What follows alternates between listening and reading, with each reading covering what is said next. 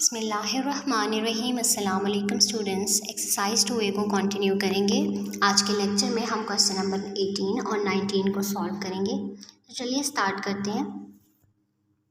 Mister tan invested $5,000 in an endowment fund for 5 years. The fund pays an interest compounded yearly. At the end of 5 years, he received a total of $5,800. Find the interest rate.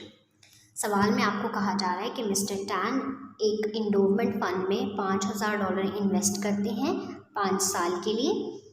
The fund page an interest, जो fund उसको interest पे करता है वो compound interest है, और compounded yearly का मतलब है साल में एक बार कैलकुलेट किया गया है।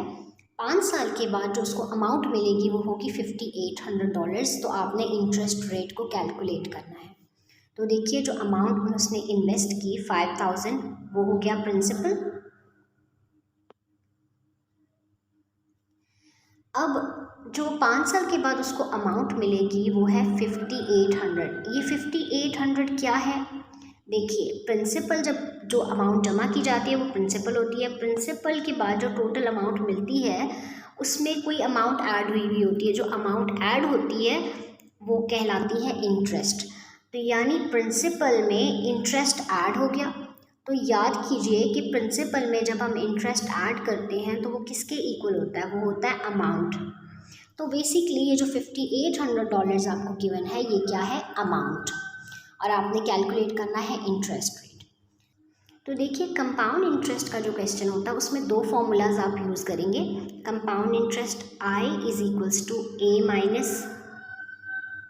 - P, और दूसरा फॉर्मूला है एक्यूमुलेटेड अमाउंट का A = P × 1 + R/n power nt। तो देखिए I का फॉर्मूला तो आप यूज़ तब करेंगे जब आपको अमाउंट और प्रिंसिपल दोनों गिवन हो और कहा जाए कि इंटरेस्ट को कैलकुलेट करें। तो हमें यहाँ पे ये तो नहीं कहा कि इंटरेस्ट को कैलकुलेट करें, हमें उन्होंने कहा आर को कैलकुलेट करें। तो हम ये वाला फॉर्मूला यूज़ करेंगे, सेकेंड वन। तो चलिए सॉल्यूशन की तरफ आ जाते हैं। तो देखिए मैंने यहाँ लिख लिया कि प्रिंसिपल आपको कितना गिवन है, 5,000 टाइम 5 इयर्स का गिवन है। और ये जो ऐसे मैंने बताया $5,800 क्या है? ये है अमाउंट। और हमने कैलकुलेट क्या करना है? Interest rate. इंटरेस्ट रेट को हम हमेशा आर से रिप्रेजेंट करते हैं। हमें ये आर कैलकुलेट करना है। तो फॉर्मूला हम एक्यूमुलेटेड अमाउंट का लगाएंगे। A = P × 1 + R/n power nt। अब इस क्वेश्चन में आपको कंपाउंडेड ईयरली यानी साल में एक बार इंटरेस्ट कैलकुलेट करने का बोला गया है। तो हम जानते हैं कि कंपाउंडेड ईयरली जब भी बोला जाए तो n की वैल्यू क्या होगी? 1। आपको क्लियर होगा ये? अब आप इसकी वैल्यूज पुट करेंगे। तो देखिए यहाँ मैंने इस फॉर्मूला में वैल्यूज पुट की हैं। अमाउंट की वैल्यू आ गई $5,800, प्रिंसिपल की वैल्यू है 5,000, 1 + R एज इट इज़ लिखा, n की वैल्यू मैंने 1 पुट की। और ये ऊपर की तरफ का जो एरो का साइन नज़र आ रहा है ये पावर को रिप्रेजेंट करता है कि ये जो nt हैं ये दोनों पावर में है। तो n की वैल्यू है 1 और t की वैल्यू है 5। तो आप ये लिख लेंगे। यहाँ 5,000 इस टर्म के साथ मल्टीप्लाई हो रहा है तो ये दूसरी साइड पे जाएगा। तो यहाँ पे क्या हो जाएगा? Divide 5,800 divided by 5,000 = 1 + R।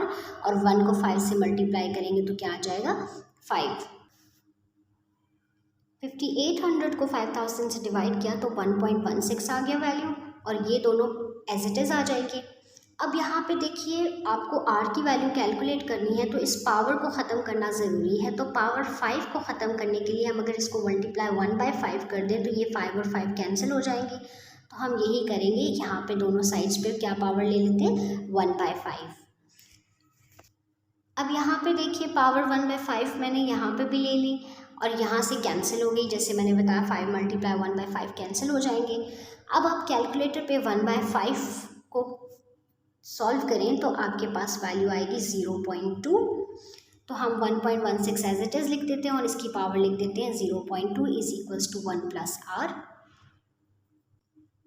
1.16 की पावर 0.2 का आंसर निकालेंगे तो आ जाएगा 1.0301। 1 + R आप एज इट इज़ लिखेंगे।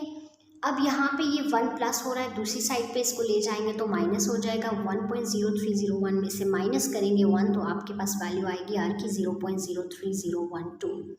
अब देखिए आर जो है वो है इंटरेस्ट रेट, और इंटरेस्ट रेट हमेशा परसेंटेज में होता है। तो परसेंटेज में किसी भी नंबर को कन्वर्ट करने के लिए हम उसको मल्टीप्लाई बाय 100 करते हैं। तो यहाँ पे भी हम 100 से मल्टीप्लाई करेंगे तो इसकी वैल्यू आ जाएगी 3.01। आई होप कि ये क्वेश्चन आपको क्लियर होगा। तो चलिए अब नेक्स्ट क्वेश्चन की तरफ चलते हैं। Question number 19। Mr. Chua borrows a sum of money from the bank which charges a compound interest of 4.2% per annum compounded quarterly. Given that Mr. Chua had to pay $96.60 in interest payments at the end of first year, find the original sum of money borrowed, giving your answer correct to the nearest cent. Mister चुआ एक bank से amount borrow करते हैं जिसका जो interest है वो है कंपाउंड इंटरेस्ट, और उसका रेट क्या है 4.2% पर एनम। और साथ में आपको ये भी बता दिया कि कंपाउंडेड क्वार्टरली, क्वार्टरली का मतलब है कि साल में 4 बार इस इंटरेस्ट को कैलकुलेट किया गया है। तो ये जो $96.60 है ये क्या गिवन है, ये है आपको इंटरेस्ट गिवन है। आपने वो मनी फाइंड आउट करनी है जो उसने बोरो की, यानी प्रिंसिपल अमाउंट आपने कैलकुलेट करनी है, और फिर आपने अपने आंसर को राउंड ऑफ करना है to the nearest cent. I hope कि क्वेश्चन की स्टेटमेंट क्लियर होगी। तो चलिए अब इसकी सोल्यूशन की तरफ चलते हैं। आर आपको गिवन है 4.2%। अगर कंपाउंड इंटरेस्ट का क्वेश्चन है तो आप परसेंटेज को यहीं डेसिमल में चेंज कर लें। परसेंटेज को डेसिमल में चेंज करने के लिए डिवाइडेड बाय 100 करेंगे तो ये आ जाएगा 0.042। टाइम जो आपको गिवन है वो है 1 ईयर का। इंटरेस्ट आपको गिवन है कि पहले साल के आखिर में वो कितना इंटरेस्ट पे कर रहा है 96.60, और आपने कैलकुलेट क्या करना है वो अमाउंट जो उसने बोरो की। तो अमाउंट जो बोरो की वो क्या कहलाएगी, प्रिंसिपल। तो हमने इसमें क्वेश्चन में प्रिंसिपल कैलकुलेट करना है। अब देखिए एक और चीज़ जो उन्होंने कहा क्वेश्चन में कि कंपाउंडेड क्वार्टरली, जो इंटरेस्ट है उसको क्वार्टरली कंपाउंड किया गया है, क्वार्टरली कैलकुलेट किया गया, तो इसका मतलब है कि एन की वैल्यू क्या आ जाएगी 4।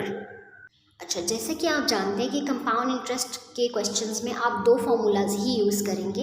एक तो है इंटरेस्ट का फॉर्मूला और दूसरा है अमाउंट का फॉर्मूला।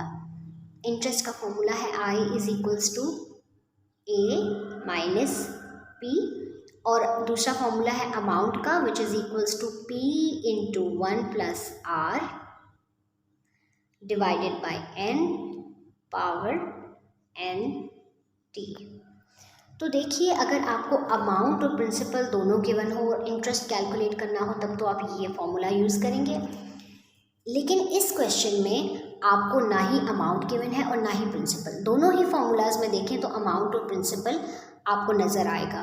तो इन दोनों में से कोई एक चीज़ दी होना ज़रूरी थी जो कि इस क्वेश्चन में नहीं दी है। तो हम इन दोनों फॉर्मूलाज को कंबाइन कर लेंगे। जैसे मैंने यहाँ लिख लिया कि आपके पास कंपाउंड इंटरेस्ट का फॉर्मूला ये है और एक्यूमुलेटेड अमाउंट का फॉर्मूला ये है। इन दोनों को कंपाउंड ऐसे करेंगे कि हम यहाँ पे इस जगह पे अमाउंट की जगह इसकी ये वाली इक्वेशन को पुट कर देंगे। तो देखिए कंपाउंड इंटरेस्ट है I और मैंने अमाउंट की जगह इसका फॉर्मूला पुट कर दिया अमाउंट का, और माइनस प्रिंसिपल हमने एज इट इज़ लिख दिया।